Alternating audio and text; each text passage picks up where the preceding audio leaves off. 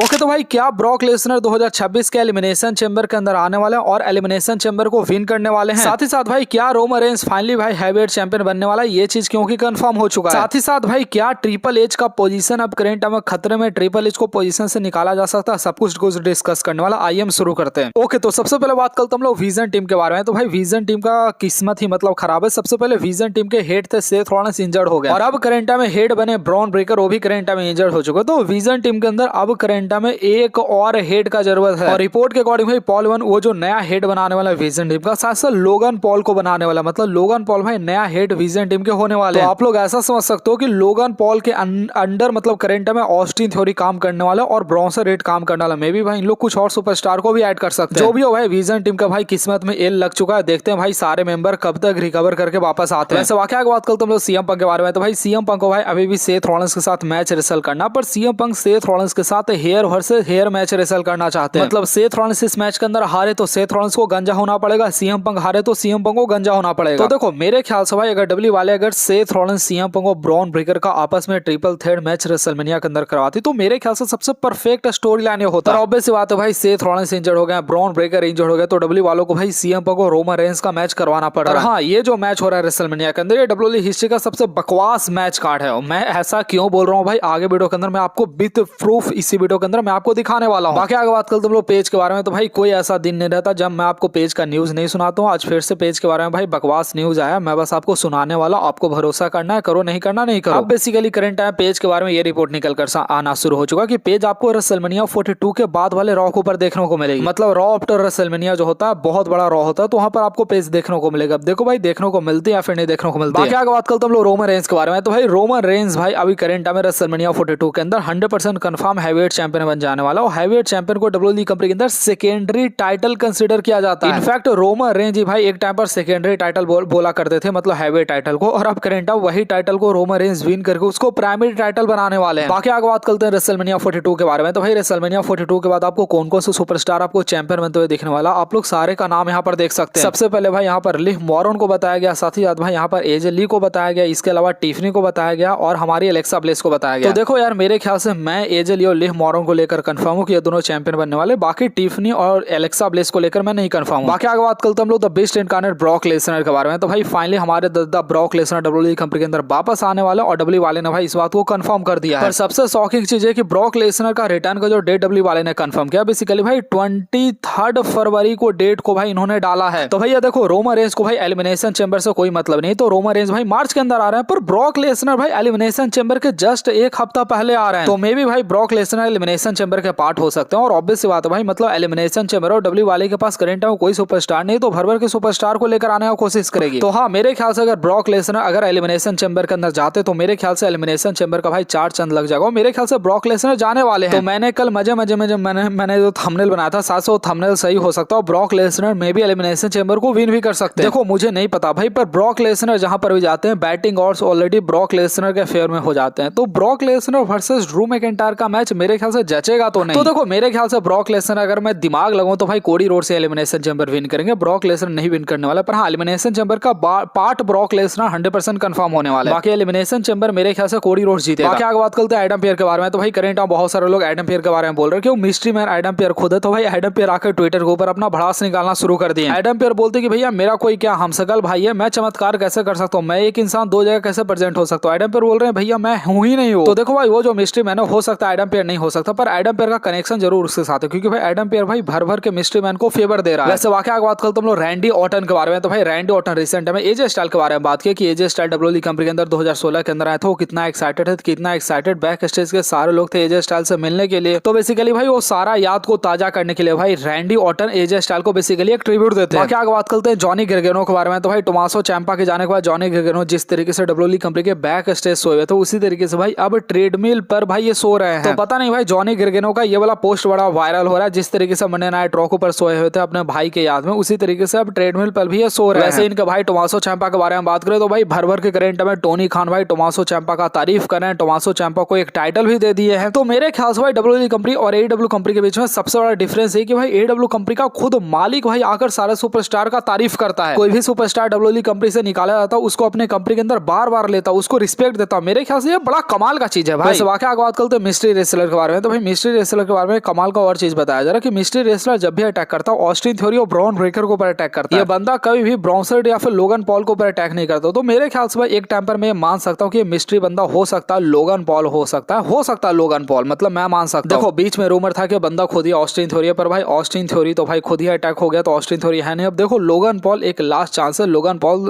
हो सकता है ऐसा। वैसे वाकई आगे बात करते हैं अंडरटेकर के बारे में। तो भाई अंडरटेकर आज भी रेसलमेनिया 33 जो उन्होंने रोमन रेंस के साथ रेसल किया था उस मैच को लेकर आज भी भाई वो डिसअपॉइंटमेंट जाहिर करते हैं। और डिसअपॉइंटमेंट का मतलब ये नहीं कि भाई वो रोमन रेंस से क्यों हार गए, डिसअपॉइंटमेंट इसलिए क्योंकि भाई वो रोमन रेंस को 100% उस मैच के अंदर दे नहीं पाया था। अंडरटेकर मैच के बीच में ही थक गए थे। बेसिकली अंडरटेकर और रोमन रेंस का रेसलमेनिया 33 का मैच बहुत ज्यादा लंबा खींच गया था और अगर आप मैच देखे होंगे तो एक टाइम पर अंडरटेकर रिंग में थक कर बैठ जाते हैं। तो उस बात को लेकर भाई आज भी अंडरटेकर डिसअपॉइंटमेंट जाहिर करते हैं। बाकी भाई रोमन रेंस और सीएम पंक के मैच को लेकर भाई बहुत सारे लोग अब कनाडा प्रेडिक्शन करना शुरू कर दें कि हाँ भाई यहाँ पर रोमन रेंस ही चैंपियन बनने वाला। और ऑब्वियस सी बात है भाई सीएम पंक को चैंपियन रखने का कोई सेंस यहाँ पर बनता नहीं है। आगे बात करते हैं भाई हम लोग लाना के बारे में। तो भाई लाना ने इस बात को कंफर्म कर दिया कि जो हेनरी जो होने वाला है उनका नेक्स्ट गेस्ट होने वाला है inside the ring. Inside the ring का मतलब अगर आपको नहीं पता तो भाई लाना अभी रिसेंट टाइम भाई वो पॉडकास्ट वगैरह शुरू किए। रूसेफ उनके फर्स्ट गेस्ट थे, अब दूसरा जो गेस्ट होने वाला बेसिकली जो हेनरी होने वाला है। वैसे भाई टिफनी के कुत्ता को अगर आप लोग देखना है तो भाई टिफनी के कुत्ता के साथ उनका फोटो आप लोग यहाँ पर देख सकते हैं। आगे बात करते हैं ट्रिपल एच के बारे में। तो भाई ट्रिपल एच को जिस तरीके से बैक स्टेज क्रिटिसाइज किया जा रहा है भाई हो सकता है, देखो मैं कंफर्म नहीं हो सकता भाई ये चाल भी हो सकता है। देखो इससे पहले भी रिपोर्ट आया था कि रॉक इनफैक्ट बड़े बड़े लोग भाई करेंट में ट्रिपल एच के अगेंस्ट पॉलिटिक्स कर रहे हैं, उनको डब्ल्यूडब्ल्यूई के पोजीशन से निकालना चाहते हैं। तो हो सकता है भाई मतलब ट्रिपल एच निकल भी सकते हैं। बाकी आगे बात करते हैं गुंथर के बारे में। तो भाई गुंथर भाई नन टाइटल मैच पिछला 34 रेसल किया, 34 मैच में से एक भी मैच वो